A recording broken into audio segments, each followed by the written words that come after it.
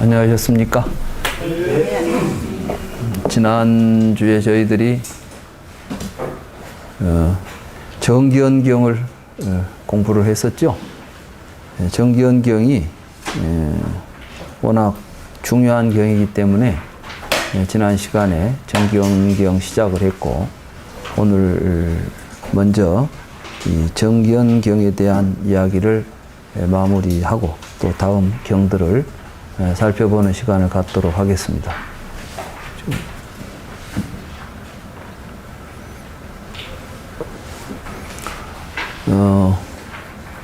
불교를 공부하는 데 있어서 가장 중요한 게 정기언이죠.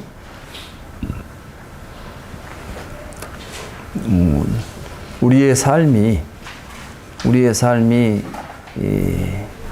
바른 견해, 다시 말해서 생각에 의해서 사라질 때 행복한 삶으로 연결될 수가 있다. 인간의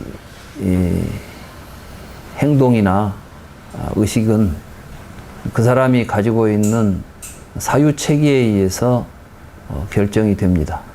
그러니까 내가 어떤 생각을 가지고 있느냐, 우리들이 어떤 사상을 가지고 있느냐에 따라서 우리들이 사물을 보고 반응하고 행동하는데 그런 것들을 결정하는 게 바로 우리들의 사유구조 또는 사상이다, 이렇게 말할 수가 있습니다. 그렇기 때문에 사람들은 이제 진실이 뭐냐, 진리가 뭐냐, 우리의 생각이 진실에 기초해서, 진리에 기초해서 움직이면 바른 삶이 자연스럽게 나오게 될 것이고, 잘못된 생각을 가지고 있으면 잘못된 삶을 살 수밖에 없습니다. 그래서 이제 정견이 무엇이냐, 바른 견해를 갖는 것이 중요한 것이고, 부처님께서는 그동안 우리 인류가 살아왔던 삶의 토대가 되는 우리들의 생각들이 근본적으로 잘못되어 있다는 것을 깨달으신 것입니다. 부처님이 뭘 깨달았느냐? 깨달음이라는 것은 우리가 기존에 가지고 있었던 우리의 생각들이 잘못됐다는 것을 알았을 때 우리는 그걸 깨달았다고 말하죠. 깨달았다는 말 자체가 기존에 뭔가 우리가 가지고 있었던 생각에 대한 반성에서 나오는 표현이다. 단어 자체가 그런 의미를 가지고 있습니다. 아, 내가 비로소 깨달았어. 그것은 예전에는 몰랐던 걸 이제 알게 된 거죠. 그런 의미에서 지난 시간에 정기언 가운데 무엇이 착한 것이고 좋은 것이고 무엇이 착하지 못한 것인가에 대한 이야기를 했었죠. 윤리적으로 우리가 선, 악 이렇게 말할 때 모든 윤리는 우리들에게 착하게 살아라고 가르치지 않습니까? 그런데 우리는 착하게 살아라고 하면서 어떤 것이 착한 것인지를 모른다면 우리는 착하게 살 수가 없죠. 기존에 우리 인류가 지금까지 살아온 선이라는 것에 대한 규정은 대부분 어떤 역사적으로 또 지리적으로 형성된 관습에 의존하거나 신앙에 의존해 왔습니다. 전 시간에도 이야기했지만 기독교 같은 경우는 착한 삶이라는 것은 신을 믿고 사는 삶이죠. 아무리 그 사람이 우리가 보통 이야기하는 효도도 하고 남도 잘 도와주고 좋은 일을 많이 하는 것 같아도 근본적으로 신을 부정하면 그거는 착한 삶이 될 수 있겠어요, 없겠어요? 그렇죠. 기독교의 구조 속에서 본다면 착한 삶은 별짓을 해도 하나님을 믿으면 그게 최고인 거예요. 최고선이죠. 그러니까 믿어야 천국 가지, 착해서 천국 가는 거 아니야. 좋은 일 했다고 해서 천국 가는 게 아니라 믿어야만 천국을 가는 거예요. 브라만 교에서도 그랬어요. 부처님 당시에 브라만 교에서도 하늘에 제사를 잘 모셔야 천국에 간다, 이렇게 말했던 거예요. 우리는 지금 착하고 악한 것, 선하고 선하지 않은 것, 이것을 뭐 3살 먹은 애기도 다 할 수 있어요. 이렇게 말하죠. 3살 먹은 애기가 알 수 있는 게 아니라 80살 먹은 노인도 알 수 없는 거예요. 알고 보면. 바르게 알 수가 없는 것입니다. 우리가 알고 있는 좋은 것이라는 것은 우리 사회에서 형성되어 있는 어떤 관념 체계인 것이지 실제로 그것이 좋은지 나쁜지는 우리가 판단할 근거가 별로 없는 것입니다. 자인학교 같은 데서는 몸을 괴롭히는 것이 좋은 일이라고 생각을 했습니다. 그러니까 고행주의를 하죠. 몸을 괴롭혀야 업장이 소멸되고 업장이 소멸되어야 해탈을 할 수 있고 해탈이 행복할 수가 있다. 그러니 고행, 몸을 괴롭히는 것이 착한 일이다, 선이다 이렇게 말하는 것이에요. 부처님이 그동안 여러 다른 종교나 사상에서 선이라고 했던 것들을 부처님이 보니까 그것은 그 종교를 유지하기 위해서나 또는 그 종교가 가지고 있는 어떤 독단적인 이론에 의해서 나타난 선이지 실제 선이 아니더라는 것입니다. 그래서 보다도 보편적인 선은 무엇이냐? 이것은 살생하지 않고 도둑질하지 않고 사음하지 않고 이런 불교 계율이 있죠. 이 계율은 어떠한 이데올로기에서 나오는 것이 아니라 우리가 보편적인 삶 속에서 우리를 행복하게 하고 함께 편안하게 해줄 수 있는 내용이라는 것입니다. 그래서 이제 가장 기본적으로 선업이라고 했을 때 부처님께서 업을, 부처님은 인도에서 인간의 모든 행위로 업이라는 의미를 다시 재규정을 합니다. 많은 사람들이 그 점을 잘 이해를 못합니다. 불교에서 업설이나 인도의 업설은 다 똑같다고 생각하고 대부분 이제 불교는 무아설인데 불교는 업설을 주장하니까 무아설하고 업설은 서로 상반된다는 생각을 갖습니다. 서로 모순된다고 생각하지요. 왜냐하면 내가 없는데 어떻게 업을 지어서 윤회한단 말이냐 이렇게 생각하는 겁니다. 그래서 많은 사람들이 불교의 업설을 윤회설하고만 연결시키고 있어요. 지금 현재 우리 주변에서 불교를 공부하시는 분들이 그런 식으로 불교의 업을 이해하고 있습니다. 근데 그건 굉장히 잘못된 것입니다. 부처님은 무아설을 업설에 연결시키고 있습니다. 우리는 그 맥락을 잘 이해해야만 불교를 바르게 이해할 수가 있습니다. 무아설하고 업설은 모순되는 게 아니라 사실은 불교의 업설은 무아설을 의미하고 있었던 거예요. 다른 업설은 무아설이 아닌 겁니다. 그러니까 부처님은 무아가 아닌 업설을 자아가 있어가지고 착한 일을 하면 보상으로 어디 간다고 생각했던 업설, 이런 업설을 부처님이 부정한 거예요.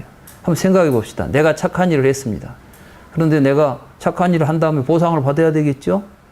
우리가 생각할 때 착한 일은 어떤 게 착한 일이라고 하는 게 하면 기분이 꼭 좋은 것입니까? 아니면 좀 불편해도 우리가 의무적으로 해야 될 일입니까? 착한 일이. 여러분들이 생각하시는 착한 일은 어떤 거예요? 의무적으로 해야 되죠? 부모에게 효도하는 것이 착한 일인데 내가 좀 바쁘고 힘들어. 이번에는 안 했으면 쓰겠어. 좀 이번에 어버이날 갈 형편이 못 돼요. 그런데 야 어버이날 부모도 안 찾아뵙니? 이런 이야기를 들을까 봐서 이제 억지로라도 가고 이런 일이 있을 수 있을 거예요. 우리가 생각하는 선이라고 하는 것, 착한 일이라고 하는 것은 현재 나의 삶에 장애가 되고 어려움이 있다 하더라도 사람이니까 반드시 해야 될 그 무엇으로서 우리에게 주어지는 부담이죠. 그러니까 착하게 살기가 참 어렵죠. 부처님은 그렇지 않다는 거예요.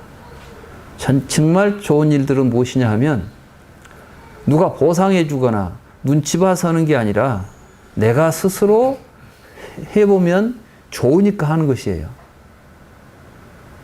이게 이제 진정한 바른 윤리가 되어야 한다는 겁니다. 그러니까 불교 윤리는 의무가 아니라 자발적인 선택인 것이에요. 그걸 부처님은 이제 업이라고 보는 것입니다. 업.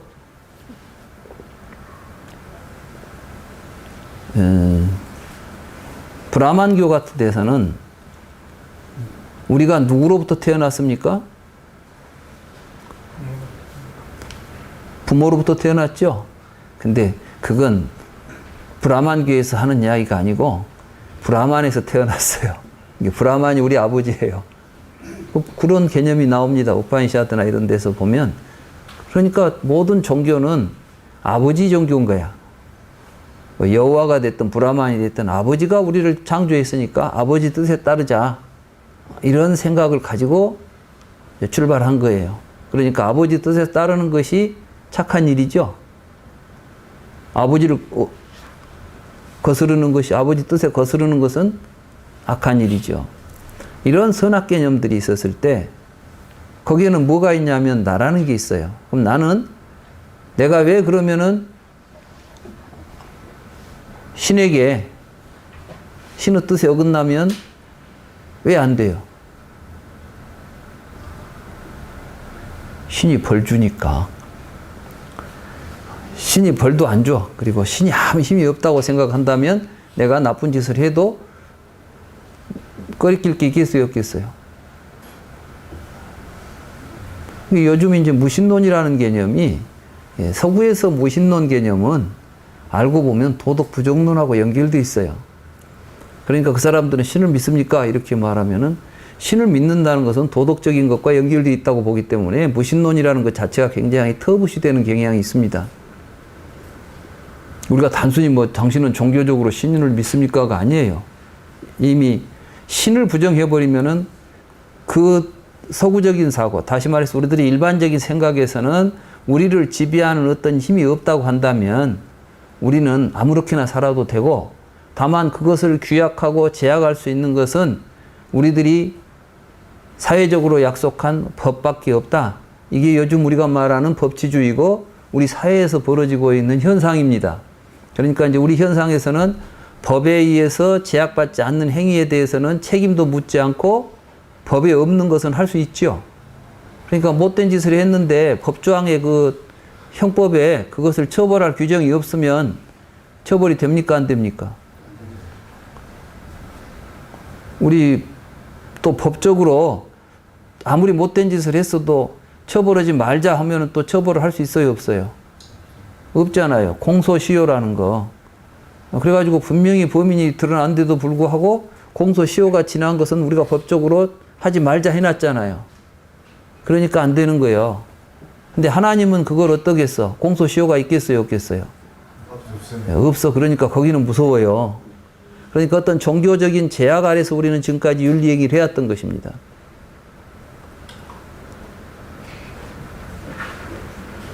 칸트 같은 분도 왜 신이 있냐? 칸트 아시죠? 서양 철학자 칸트가 신을 존재 증명하는데 이런 이야기를 합니다. 우리가 착한 일을 하면 착한 보상을 받아야 돼요. 근데 꼭 그래야 된다는 법은 없는데 칸트는 그렇게 생각을 했습니다. 우리가 착한 일을 하면 착한 보상을 받아야 돼요.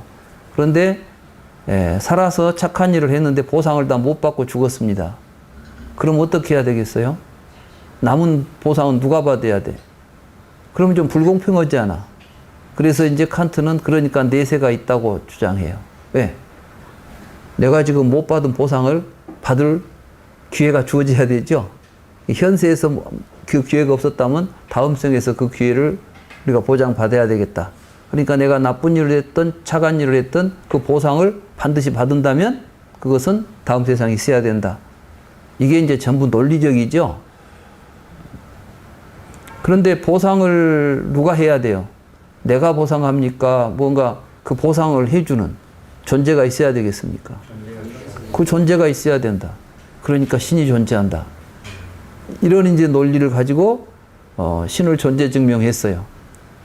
그럴듯하지만 저는 보고 너무 놀랐어요. 왜 이 위대한 철학자가 신을 존재 증명하면서 이렇게 엉성하게 하고 있을까?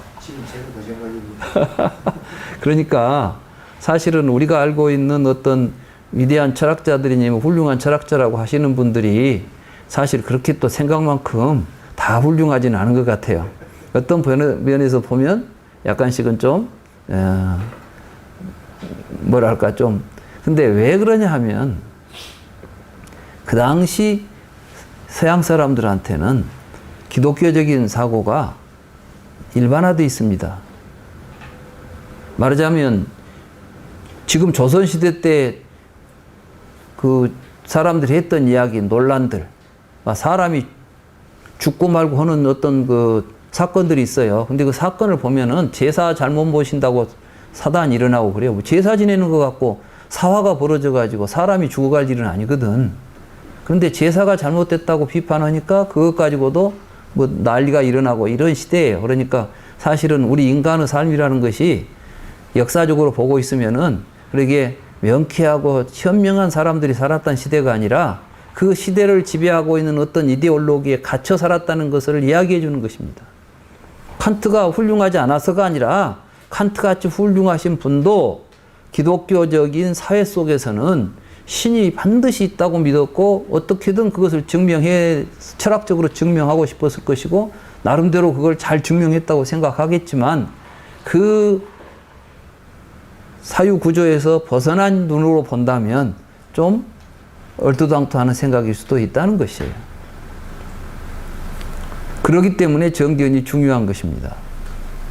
그럼 불교는 우리가 업을 지어서 보를 누가 받겠어요?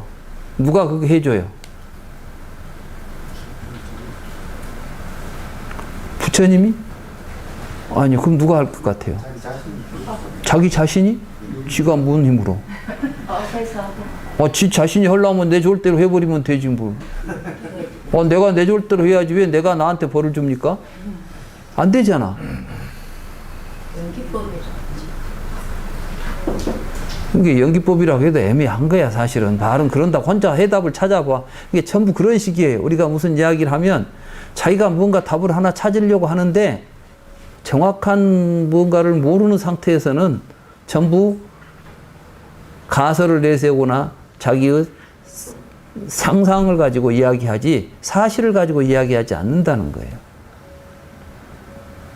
그렇죠? 한번 생각해 보세요, 여러분들이.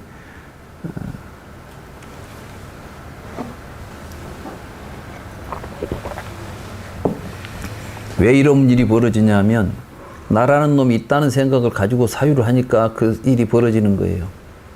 내가 있는데 내가 업을 지어갖고 내가 받는다 이런 생각을 하지요. 그러니까 지금 전부 업설을 이야기하면은 업을 짓는 놈이 있어가지고 그 업을 보를 받는다는 생각을 하니까 내가 지은 업을 나는 업을 지어놨는데 그 업이 눈에 보여야 안 보여요? 여러분들이 어제 거짓말 했다고 생각해 봅시다. 거짓말한 업이 어디가 남아 있을까요? 허공에 또 다닐까요? 근데 그게 없다면 뒤에 가서 나한테 어떤 그 업의 결과가 온다고 보장할 수 있겠어요? 없겠어요? 우리가 업을 짓는 순간 사실은 시간과 공간 속에서 내가 한 행위는 그때뿐이고 없어져 버렸죠. 그 다음에는 그 행위에 대한 보상을 내가 받는다고 한다면은 저 하늘 위에서 보고 있다가 너 어제 잘못했지? 너는 사흘 뒤에 내가 벌 줄 거야. 그럼 사흘 뒤에 벌을 준다거나 이런 존재가 있지 않고서는 업에 따른 결과가 나타날 수 있다는 생각을 못 하겠죠. 아비달마 불교에서는 무표색, 불상응행법 이런 이제 개념을 하나 만들었어요. 내가 업을 지으면 이것이 업이 정신적인 건 아닌데 내가 했던 행동이 형태는 없지만 색법으로서 뭐 하나 남아 있다가 이것이 뒤에 가서 결과를 일으키는 작용을 한다. 이런 어떠한 개념을 또 만들어내요.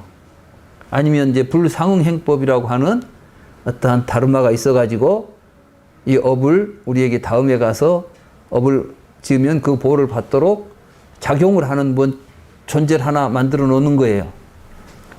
뭐 이런 식으로 이제 사고를 통해서 뭔가 업을 지으면 보호를 받는 인과응보가 있다는 이야기를 짜맞추려고 한 겁니다.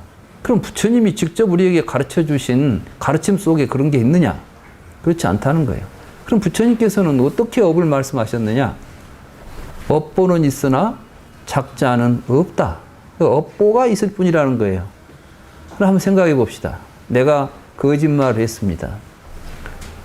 거짓말을 했기 때문에 그 거짓말한 업이 어디 남아 있다가 뒤에 가서 나한테 보상해 주거나 보상하거나 나한테 어떤 죄를 주거나 착한 일을 해서 나한테 좋은 복을 주거나 하는 것이 아니라 사실은 여러분들이 어떤 행동을 하게 되면 여러분들은 모든 행동은 여러분들의 마음을 형성하게 됩니다. 그러니까 이제 우리 마음이라는 것이 실체가 있어가지고 안에서 마음이 뚝 자리 잡고 있는 게 아니라 여러분들이 마음이라고 부르는 것은 여러분들이 살면서 행했던 업에 의해서 형성된 것이에요.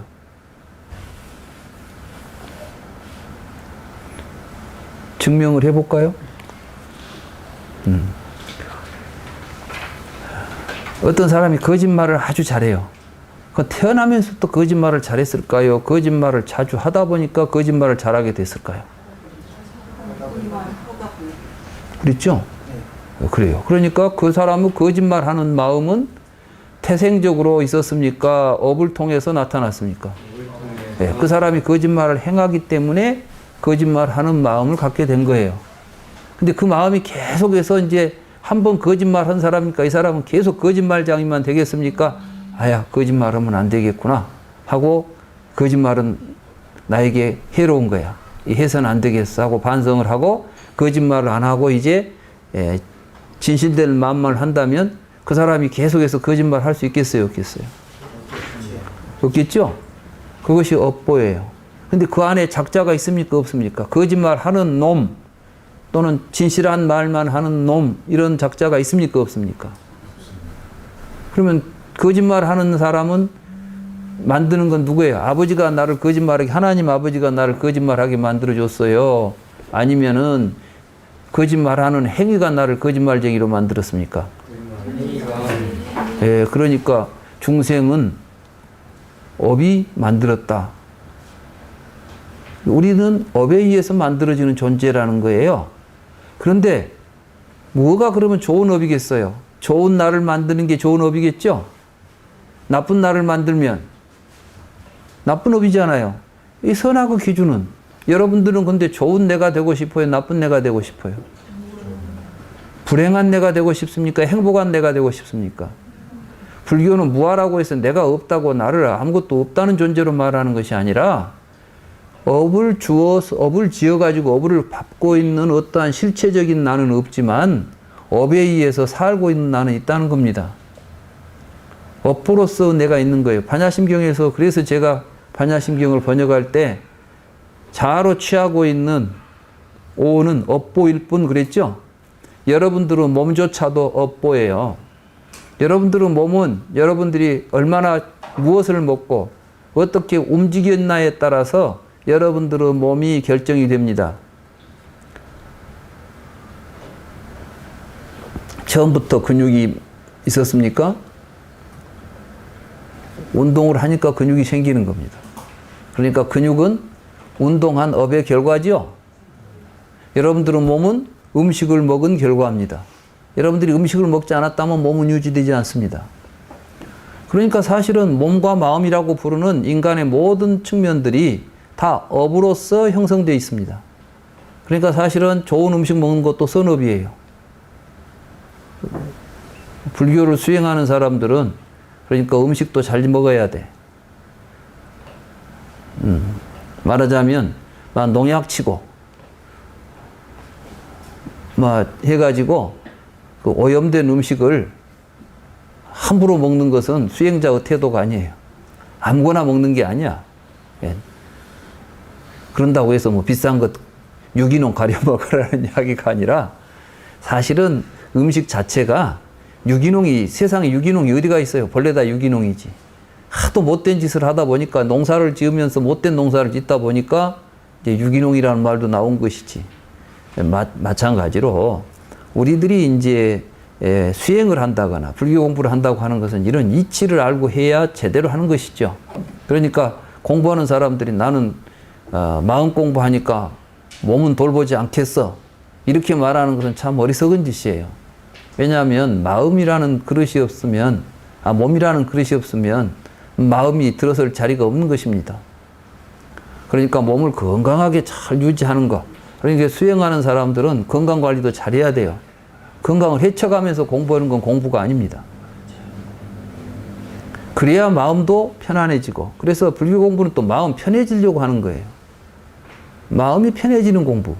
또 마음이 편해지는 것을 보고 선이라고 그럽니다. 아시겠습니까?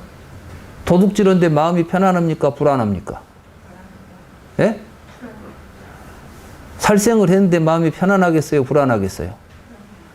보세요. 그러면은 우리가 부처님께서 우리에게 선업이라고 말해놓은 십선업이라거나 또는 오계라거나 이런 계율로 말씀하신 것은 다 마음 편하게 살고 행복하게 살라고 하신 말씀이지 의무적으로 살라는 말씀이 아니에요.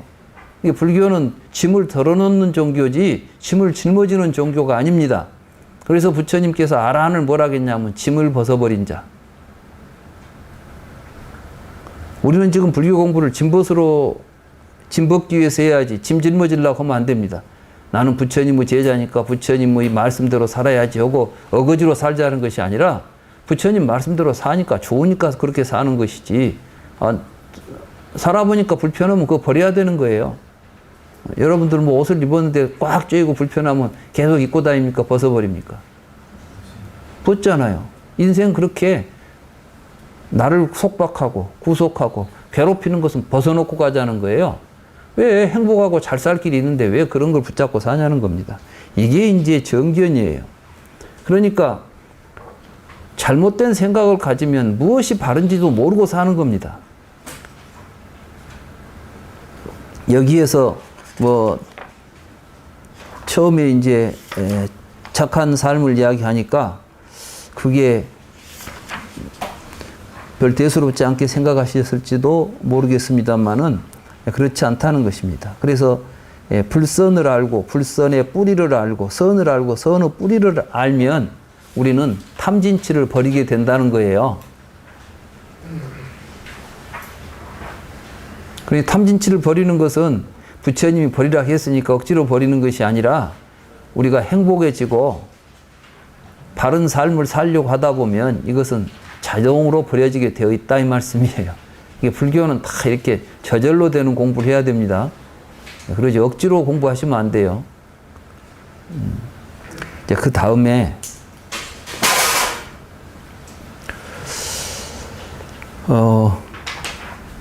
정견을 이야기하는 또 다른 이유가 있습니까? 그러니까 그 75쪽에 보시면 그 존자님 그렇게 말하는 또 다른 이유가 있습니까? 중간쯤 있죠? 존자들이여 있습니다. 존자들이여 거룩한 제자는 음식을 알고 음식의 쌓임을 알고 음식의 소멸을 알고 음식의 소멸에 이르는 길을 알기 때문에 이런 점에서 거룩한 제자는 정견이 있으면 견해가 바르기 때문에 가르침에 대하여 흔들리지 않는 믿음으로 그 바른 가르침을 성취한다라고 하는 것입니다. 존자들이여 어떤 것이 음식이고 어떤 것이 음식의 쌓임이며 어떤 것이 음식의 소멸이고 어떤 것이 음식의 소멸에 이르는 길인가? 존자들이여 이미 존재하는 중생을 머물게 하고 생겨나는 중생을 돕는 네 가지 음식이 있습니다. 네 가지는 어떤 것들인가? 거칠거나 부드러운 단식, 둘째는 촉식, 셋째는 의사식, 넷째는 식식입니다. 가래가 쌓이면 음식이 쌓이고 가래가 소멸하면 음식이 소멸합니다. 거룩한 팔정도, 즉 정견, 정사유, 정어, 정업, 정명, 정정진, 정념, 정정이 음식의 소멸에 이르는 길입니다. 존자들이여 거룩한 제자는 이와 같이 음식을 알고 음식의 쌓임을 알고 음식의 소멸을 알고 음식의 소멸에 이르는 길을 알기 때문에 어떤 경우에도 탐하는 성향을 버리고 화내는 성향을 없앤 후에 내가 있다라는 무의식적인 악연과 아만을 제거한 다음 무명을 버리고 명지를 드러내어 지금 여기에서 괴로움을 끝냅니다. 존자들이여 이런 점에서 거룩한 제자는 정견이 있으며 견해가 바르기 때문에 가르침에 대하여 흔들리지 않는 믿음으로 그 바른 가르침을 성취한다라고 하는 것입니다. 좀 무슨 말인지 이해가 좀 안 되시죠? 뜬금없습니다. 뜬금없죠? 예. 네, 그렇습니다. 뜬금없으면 뜬금없다고 해야 내가 설명을 하지. 그렇죠? 불경이 이렇게 좀 얼른 맥락이 잘 안 닿게 보이는 부분이 있습니다. 근데 여기서는 이제 이게 쌍유따 니까야에 나오나? 안구따라인가? 안구따라에 나오나? 이 사식설은 쌍유따에도 나오고 안구따라도 나오고 자주 나오는 말인데, 네 가지 음식이라는 게 있어요. 이게 뭐냐 하면은 중생이 먹는 음식이 네 가지가 있다. 중생이 뭐예요? 뭘 중생이라 그래요?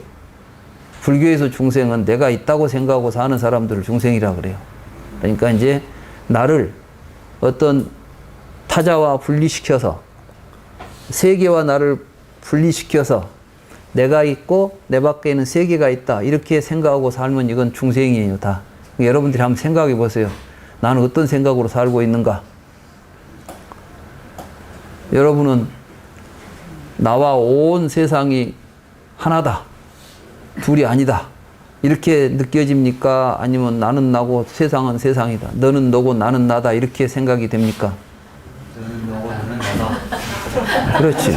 그래, 너는 너고 나는 나다, 이렇게 생각이 되면 중생이다, 이렇게 생각하시면 돼요. 알았어요? 그러면 그런 생각을 계속해서, 그런 생각이 유지되고 그런 생각이 안 없어지고 자라나게 하는 놈이 있다, 이거예요. 네 가지 음식이 있다. 그러니까 이제 예를 들면 나무가 자라는데 물이나 비료나 뭐 이런 것들이 공급이 안 되면 나무가 계속 자랄 수 있습니까? 없습니까? 농사 지어보신 분들 다 곡성에서 농사 밤낮 짓잖아. 여기 보면 거름 안 주면 잘 살아요, 안 살아요? 물 안 주면 다 죽어버리잖아. 이게 가물음에 다 죽잖아. 우리 중생도, 우리 중생이라는 이 나무가 자라고 있는 데는 그 자랄 수 있는, 그걸 자라게 해주는 그 음식들이 있다는 거예요. 알겠어요? 여러분들이 음식을 먹어야 살잖아요. 내가 있어갖고 사는 게 아니야. 음식이 주어지니까 살지. 나무가 있어갖고 자라는 게 아니라 비료하고 물이 주어지니까 나무가 자라는 거예요. 그러니까 나무라는 놈이 있어갖고 자란다면 물이 없어도 나무는 있어야 되겠죠. 우리는 그래요. 나무가 물을 먹고 자란다 그래요. 근데 그건 아주 잘못된 생각이에요. 나무가 있어가지고 물을 먹는 게 아니라 물이 있으니까 나무가 있고 물이 있으니까 나무가 자라는 거예요. 그러니까 물만 끊어지면 나무는 없어져 버려요, 그냥. 그러니까 나무라는 것은 우리 눈앞에는 현실적으로 나타나 있지만 그 나무가 나타날 수 있도록 해주는 조건들이 없으면 사라지죠. 그것을 취해가지고 나무가 있는 겁니다. 그러니까 이제 이 말은 또 어디냐면 12연기에 보면 애취, 유생, 노사가 있죠. 취가 바로 그 음식을 취한다는 의미를 갖고 있는 거예요. 아시겠어요? 그래가지고 어떤 것이 존재가 유지된다는 그 의미를 가지고 지금 12연기가 설해지는 거예요. 유라는 건 존재지요. 이 존재라는 것은 중생들이 입장에서 보면 자기 존재예요. 자기 존재. 그리고 사실은 더 넓은 의미에서 보면 자기 존재뿐만 아니라 이런 것들도 다 사실은 이제 유인데, 이 책상으로 존재를 유지하기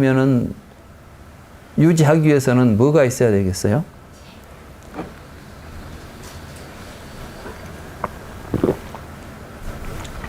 우리들에게 책을 보고자 하는 욕망이 있어야 돼요. 근데 책을 볼 필요가 없으면 책상이 있겠어요, 없겠어요? 그러니까 책상이라는 것이 유지되는데도 가래가 있어야 되는 거예요. 애가 있어야 뭔가를 취해가지고 어떤 존재가 되는 겁니다. 이 12연기에서의 그 지분들의 관계 속에서 나타나는 그 말씀들은, 그건 불경에서 설명되는 정도가 아니에요. 여기서는 지금 뭐가 문제냐면 중생들이 문제인 거예요, 우리가. 그러니까 부처님이 이제 너라는 존재는 우리들에게 말하는 거예요. 네가 있어가지고 세상에 태어나서 죽는 존재가 있다고 생각하죠?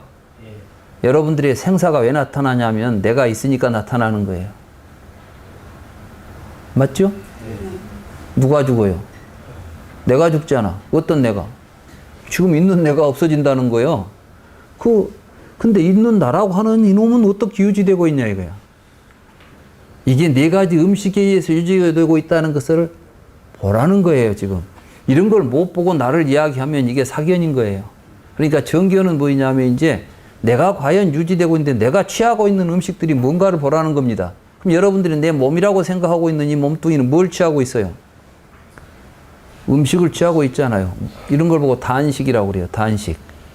단식이라는 것은 덩어리된 음식, 덩어리란 뜻이에요. 단이, 덩어리 단자. 우리가 뭐 덩어리 있죠? 뭐 밥덩어리, 덩어리 있잖아요. 예. 이게 사실은 이제 인도 말로 나온 이 단이라는 말이 뭐냐면 인도 사람들이 밥 먹을 때 인도 사람들은 숟가락으로 밥을 안 먹어요. 모든 음식을 덩어리로 만들어 갖고 먹어. 그러니까 이렇게 손으로 딱딱 하면 그 사람들은 익숙해 가지고 손으로 몇 번 주무르면 덩어리가 되더라고. 그래갖고 탁 집어넣어 그냥 이렇게 입에다 넣지도 않아요. 여기서 탁 던지면은 입에 쏙쏙 들어가게 잘 먹어. 우리는 손가락 빨아야 되는데 그 사람들은 그렇지도 않아. 탁탁 집어넣는다고. 이걸 덩어리 음식이라고 하는 거예요. 그러니까 이건 뭐냐면은 우리가 그냥 먹는, 우리 말로 말하면 그냥 밥이에요, 밥. 밥을 먹어야 살잖아, 우리는. 그래서 이걸 이제 아하라인데, 이걸 사람들이 이제 번역할 때 뭐 음식이라고도 번역하고 자양분이라고도 번역하는데, 이제 자양분 뭐 이렇게 나가면 벌써 좀 이상해요. 이건 이제 쉽게 말하면 그냥 밥이라고, 음식이라고 생각하시면 돼요. 근데 이제, 이게 이런 게 사실은 이제 우리 자신을 잘 분석해 보면 여러분들이 몸을 유지하기 위해서는 음식을 먹죠. 근데 여러분들은 몸만 가지고 삽니까? 아니면 또 다른 게 있습니까? 여러분들 안에는 이제 마음이라는 게 있잖아요. 정신이라는 게 있어. 몸만 있어서 사는 게 아니잖아요. 그럼 여러분들의 정신은 어떻게 돼 있을까요? 많은 사람들이 우리들의 정신, 영혼 이런 거는 성경에 보면 천지를 창조하고 흙으로 사람 모양을 만들어 놓고 하나님이 영혼을 우리한테 집어넣어 줬어요. 맞죠? 그래가지고 생명이라고 그러잖아요. 생명, 영혼 이런 건 이제 비슷한 개념들이거든. 기독교의 입장에서 보면 영혼이니 생명이니 뭐 혼이니 이런 건 비슷해요. 정신이니. 그러니까 이제 그 말에 의하면 뭐 흙으로 된 것은 흙으로 돌아간다 그러죠. 그러니까 죽으면 몸은 흙으로 돌아가는데 하나님이 우리한테 준 영혼은 흙으로 갈 수 있어요, 없어요? 그 어디로 가야 돼? 우리 하나님 앞에 가야 돼. 근데 하나님 앞에 가서 똑같이 갑니까? 하나님의 심판을 받습니까? 하나님의 심판을 받아야지. 그래가지고 네가 이 몸을 가지고 무슨 짓을 했니? 그래가지고 이제 너는 내 말을 잘 듣고 나를 믿고 살았냐? 나를 안 믿고 살았냐?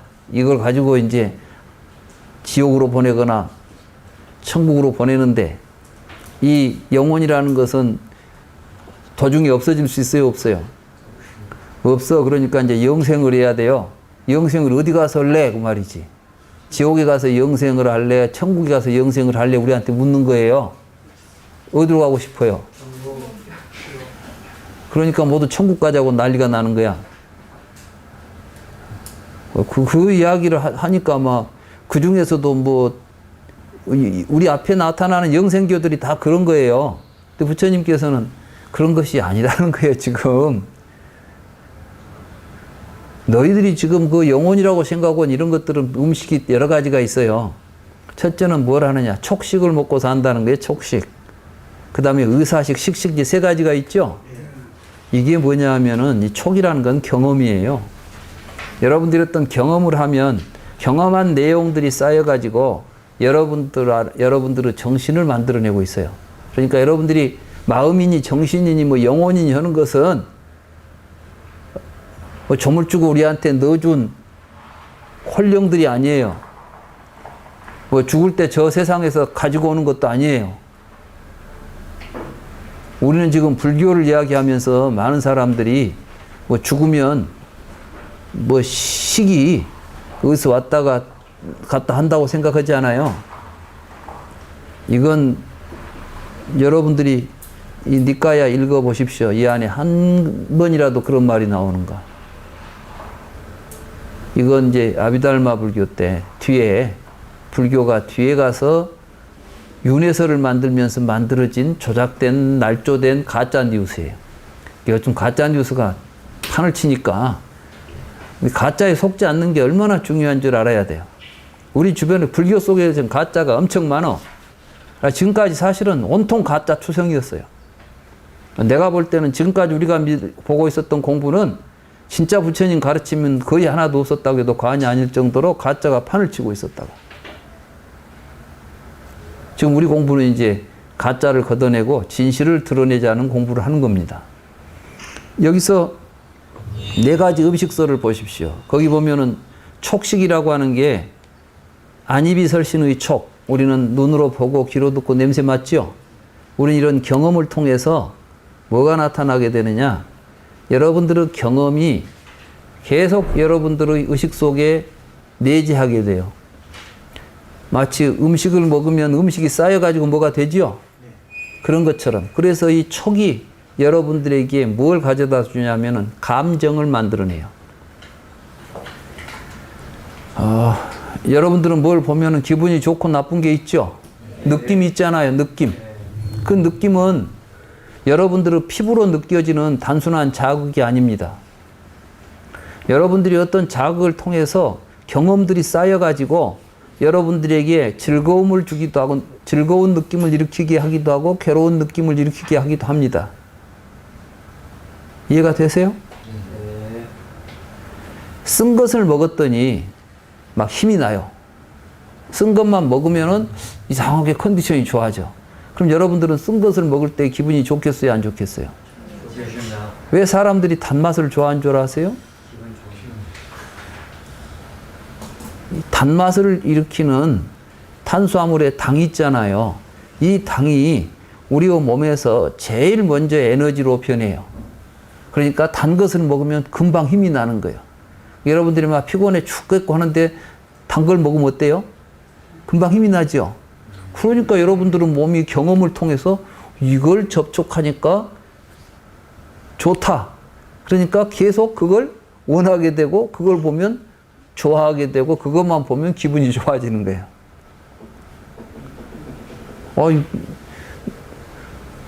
어떤 정신과 의사가 어떤 여자는 빨간 장미만 보면은 히스테리가 일어나고 막 정신이 없고 막 소화가 안 돼 버리고 복잡하대요. 빨간 장미를 보면. 빨간 장미가 무슨 죄가 있어? 여러분들은 빨간 장미 보면 기분이 좋아요, 안 좋아요? 근데 이 양반은 빨간 장미가 그것만 보면은 막 소화가 안 되고 정신이 없대. 왜 그런가 했더니 빨간 장미 사연이 있어.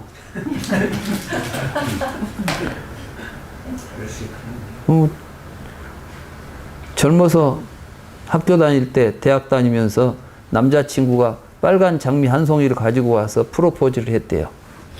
근데 내가 장미 한 송이밖에 안 되냐 그래가지고 거절을 했대. 그랬더니 다른 남자가 100송이를 갖고 왔더래. 그래서 그 남자하고 결혼했어요. 근데 결혼하고 나서 보니까 자기가 차버린 남자는 잘 나가. 근데다가 또 특히 자기하고 같은 친구가 또 그 남자하고 결혼해가지고 아주 잘 살아. 그러니까 밤낮 친구 이야기를 들으면 남편 자랑을 했었는데 자기 남편은 별로 잘 안 돼. 그러니까 이제 볼 때마다 속이 상할 거 아니야. 그때 빨간 장미. 그러니까 이 빨간 장미 그것만 보면은 막 고통이 나온다는 거예요. 제가 지금 이제 이야기하는 것은 여러분들도 마찬가지예요. 여러분들이 지금 느끼는 즐거움이 괴로움이 하는 것은 이 안에 있는 즐거움과 괴로움을 느낄 수 있는 어떤 놈이 있어가지고 바깥에 있고 괴롭고 즐거운 걸 느끼지 않는다는 거예요. 그러니까 밖에는 괴로움도 없고 즐거움도 없어요. 뭐가 있느냐? 여러분들이 살면서 느낀 경험들이 쌓여가지고 그런 감정을 일으키고 있을 뿐이에요. 그러니까 그걸 안 사람은 거기에 휘둘리겠어, 안 휘둘리겠어? 그걸 알아가는 게 중요한 거예요. 그러니까 불교 수행이라는 건 이렇게 진실을 알아가는 수행이에요. 윗바사나를 하자 하는 것도 그런 걸 하자는 것이지. 그냥 뭐 숨만 들여다보고 있으면 뭐 삼매에 들어가고 이런 게 아니라니까. 내가 굉장히 지금 안타까운 게 뭐냐면 불교의 가장 핵심적인 이런 가르침을 이해를 못하니까 아까처럼 왜 갑자기 여기서 음식 이야기가 나온가 그냥 뜬금없다 이거야. 그러니까 이런 것도 수행하고도 연결도 못 시키고 그냥 가는 거야. 부처님은 지금 뭐냐면 음식 잘못 먹지 말라고 했잖아요. 네 가지 음식 이건 너희들 이건 먹고 앉았으면 중생돼 이건 먹지 마라. 그러니까 이거 안 먹어야 되겠네. 이렇게 공부를 해야 될 거 아니요. 그러니까 어디 위파사나 가니까 네 가지 음식 먹지 말아라 이런 이야기 들어보셨어요? 네 가지 음식 그거 이야기 음식 이야기도 안 나와. 어디를 가도 지금 우리 수행처에서 부처님의 가르침에 근거해서 교리에 근거해서 우리들의 삶의 실상을 여실하게 설명도 안 해주고 그것에 의해서 수행하는 법도 알지 못해요. 그러고 와서 불경에도 없는 이야기만 했었는 거야 그냥. 윤회를 벗어나야 된다, 뭐 전생을 봐야 된다 했었고 부처님 어디 가서 전생 보란 이야기를 하고 있어요. 물론 맥락상에서 이제 어떤 사람들한테 이야기를 할 때는 다 숙명통을 했노라 이 정도 이야기를 하죠. 근데 그 숙명통이라는 이야기도 맥락 속에서 하는 이야기지 지금 수행하면서 전생을 봐야 된다 뭐 이런 이야기를 안 해요. 그러니까 여기서 이제 음식의 소멸을 안다. 음식의 쌓임을 안다. 음식도 이제 알기가 어려운데 음식은 쌓인 건 뭐이고 또 소멸은 무엇이냐. 여러분들은 접촉을 통해서 접촉이라는 음식이 쌓여 있어요. 그러니까 그것이 여러분들을 계속해서 사람들이 한번 좋아한 건 계속 좋아하죠. 뭐 좋다고 생각해서 먹었어. 그럼 다음 좋아. 계속 먹다 보면 매니아가 돼요 이제. 심하면 중독까지 돼. 그거 없으면 못 살고. 이런 지경에 우리가 이제 가는 거예요. 이게 중생들이에요. 그래서 이제 이것이 어떻게 해서 쌓이는가를 알아야 되는데 이때 뭐가 작용하냐 하면은 탐욕이 작용하고 가래가 작용하는 거예요. 쥐가 좋아하니까 자꾸 그 원하니까 쌓일 거 아니에요. 그래서 이제 그걸 가래를 끊으면은 멸하겠죠. 그러니까 애가 멸하면 취가 멸한다. 그러니까 12연기에서 애를 연하여 취가 있고 취를 연하여 유가 있다 하는 이 부분을 지금 이렇게 설명하는 거예요. 이 대목이. 무슨 이야기인지 아시겠어요? 네. 여기는 지금 애취유 이야기가 안 나오니까 사람들이 애취유하고는 상관이 없는 것처럼 보이지만은 이 한 대목을 보더라도 사실은 부처님의 모든 가르침은 12연기의 큰 깨달음의 그 틀 속에서 사실은 이런저런 이야기들이 이제 그 내용을 좀 더 세심하게 이해할 수 있도록 설명한 내용이다 이렇게 볼 수가 있는 것입니다. 의사식은 뭐냐면 여러분들이 이제 의사라는 것은 의지, 의도예요. 의도가 무엇 때문에 일어납니까? 여러분들의 욕구 때문에 일어납니다. 욕구. 그렇죠? 그래서 그것이 뭘 결정하냐 하면은 여러분들의 성향을 결정해요. 나는 뭘 하고 싶어 해. 나는 뭘 좋아해. 사람마다 뭐 그런 성향들이 있죠. 쉽게 말하면 성격을 결정하는 거예요. 사람은 타고나면서도 뭔 성격을 갖고 태어나는 게 아니라 이것도 전부 경험하고 연결되어 있습니다. 촉. 우리는 촉을 통해서 우리가 어떤 경험을 하게 되면 느낌만 일어나는 게 아니라 거기로부터 의사가 일어나요.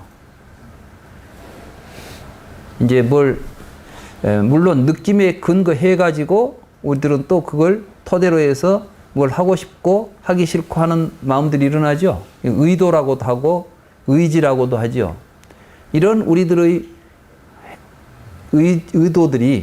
의지들이 거듭해서 실행되는 동안 그것이 점점 더 강화됩니다. 그게 이제 성격으로 고정화가 됩니다. 이러한 가운데 여기에 기초해서 우리는 사물을 분별하게 돼 있어요. 그리고 여러분들이 이제 세상을 보면서 이렇게 여러 가지 이제 분별이 일어나죠. 인식이 일어난단 말이에요. 인식. 여러분들이 하는 모든 인식의 토대로서 이런 것들이 작용을 해요. 그래서 부처님 이걸 보고 네 가지 음식이라고 말하신 거예요. 말하자면은 단식을 통해서 몸이 만들어지고 여러분들이 몸을 나라고 생각할 수 있죠? 그 여러분들이 나라고 생각하고 있는 몸은 단식을 통해서 형성되는 것이고, 여러분들의 감정이라고 생각하는 것은 촉을 통해서 형성되는 것이고, 여러분들의 사유 생각과 의지, 이런 것들은 의사식을 통해서, 이런 것들이 종합돼 가지고 분별이 일어나면 그것에 의해서 식을, 그러한 분별을 함으로 해서 여러분들의 의식이 계속해서 유지되고 발전한다.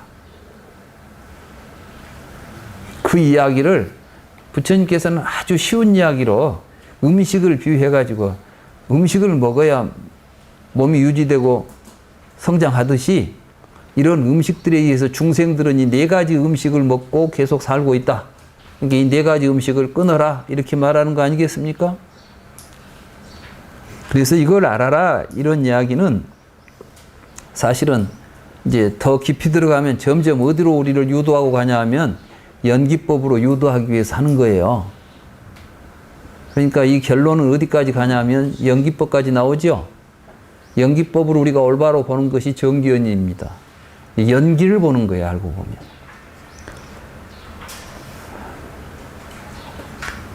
그러면 이걸 통해서 우리는 고진멸도 사성제를 안다, 이렇게 돼 있죠. 그 뒤에 보십시오. 존자님, 그렇게 말하는 이유가 또 있습니까? 있습니다. 존자들이요. 그 76쪽이 아래쪽입니다. 거룩한 제자는 괴로움을 알고, 괴로움의 쌓임을 알고, 괴로움의 소멸을 알고, 괴로움의 소멸에 이르는 길을 알기 때문에, 이런 점에서 거룩한 제자는 정견이 있으며 견해가 바르기 때문에 가르침에 대하여 흔들리지 않는 믿음으로 그 바른 가르침을 성취한다라고 하는 것입니다. 좀 아까는 갑자기 음식 이야기 하다가 이거는 갑자기 사성제 나오죠? 여기서 사성제를 또 잘 아셔야 돼요. 여기서 말하는 고는 뭐죠?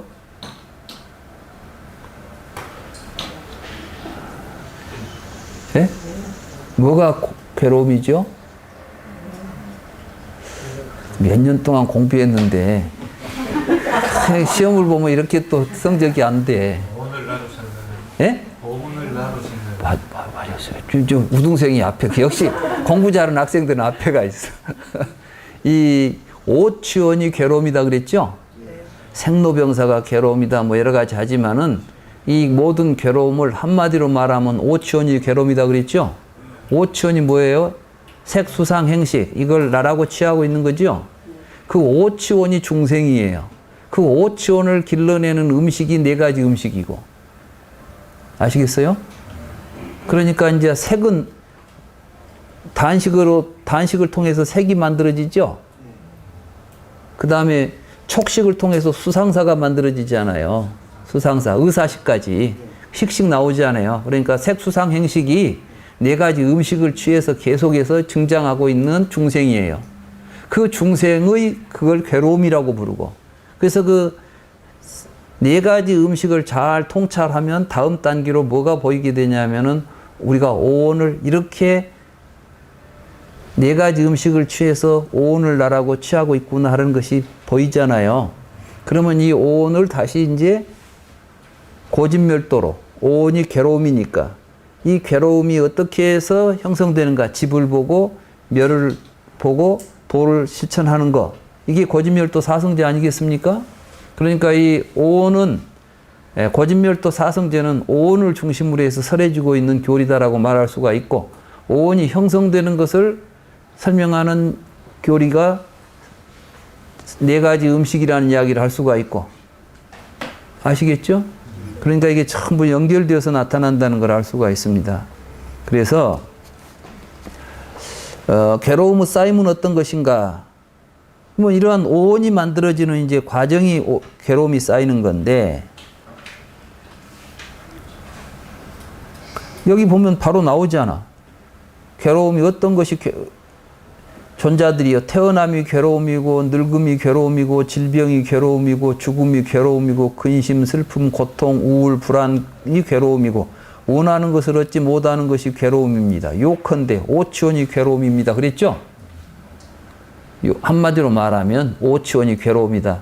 오치원을 나라고 붙잡고 있으니까 태어나서 늙고 병들어 죽는 생각들이 일어나고 있다는 이야기예요. 그래서 이것을 괴로움이라고 한다. 어떤 것이 괴로움의 쌓임인가? 그러면 다시 존재하기를 바라면서 우리는 항상 여러분들이 내일 아침에 오늘 저녁에 잘 때 내일 아침에도 내가 일어나서 제정신으로 깨어있기를 기대합니까? 없어지기를 기대합니까? 그런 생각을 안 하고 삽니다. 안 하고 살죠? 네. 아직은 건강하시니까. 근데 이제 나이가 들고 죽음이 가까이 왔다고 생각하면 저녁에 잘 때 내일 아침에 내가 눈을 제대로 뜰까 걱정한다니까. 암에 걸려가지고 당신은 몇 개월밖에 못 삽니다. 그러면 저녁에 잘 때마다 내일 아침에 내가 눈을 뜰 수 있을까? 불안해 한다니까. 지금은 모르지. 근데 사실은 여러분들은 무의식 속에는 그런 걱정이 있어요. 여러분들이 지금 그게 이제 구체적으로 어떤 계기를 만나면 드러나지요. 장담하지 마세요. 이게 우리 중생들의 마음속에 다 있는 것들이에요. 이걸 그래서 우리는 항상 다시 존재하기를 바라면서 기쁨과 탐욕을 수반해서 우리가 지금 어떤 가래가 일어나는 것은 항상 무엇하고 연결되어 있다고요? 여러분들에게 기쁨을 주죠?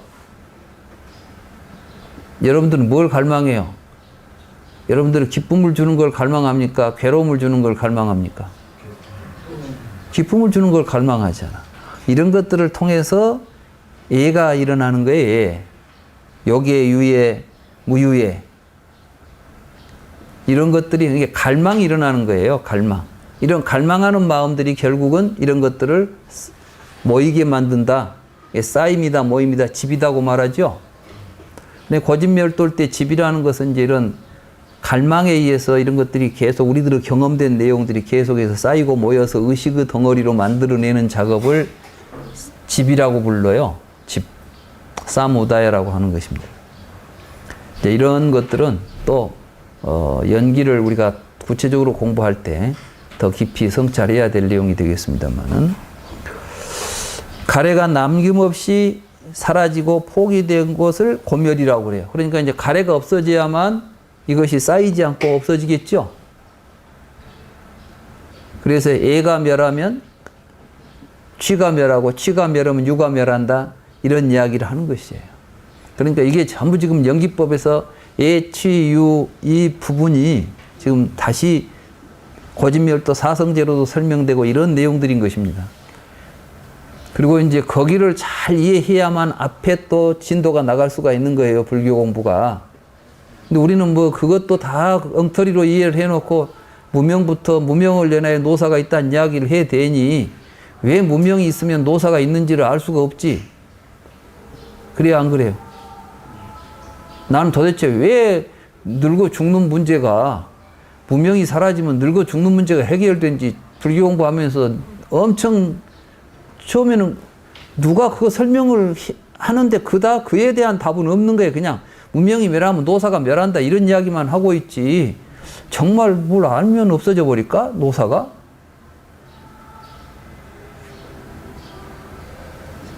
이제 경 속에서 이런 걸 내가 이제 사식설 이런 걸 공부하면서 깨달은 게 사실이구나. 무명이 사라지면 노사가 사라지는구나. 여러분들이 이제 체험할 수가 있는 거예요. 여러분 스스로도 그거를 알고 이게 이제 뭐예요? 정견이 있어야 뭐라고 그랬어요? 바른 가르침에서 흔들리지 않는 믿음으로 성취한다 그랬죠? 불교 자체를 부처님의 말씀조차도 정견이 없이 이해를 해버리면 안 되는 거예요. 불경의 말씀이 정견이 아니라 그걸 우리가 바로 이해하는 것이 정견인 것입니다.